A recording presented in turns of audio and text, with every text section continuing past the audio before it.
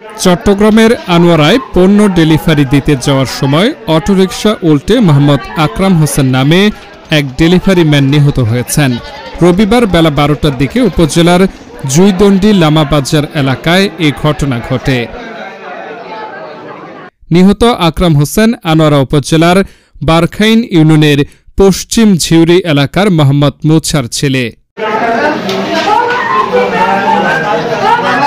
নিহতের বাবা মোহাম্মদ মুছা জানান, আমার ছেলে সকাল 8টার দিকে বাসা থেকে বের হয়ে পণ্য নিয়ে ডেলিভারি দিতে যাওয়ার সময় পথিমধ্যে জুইদণ্ডী লামাবাজার এলাকায় গেলে গাড়ি উল্টে তার মাথার উপর পড়ে গুরুতর আহত হয়।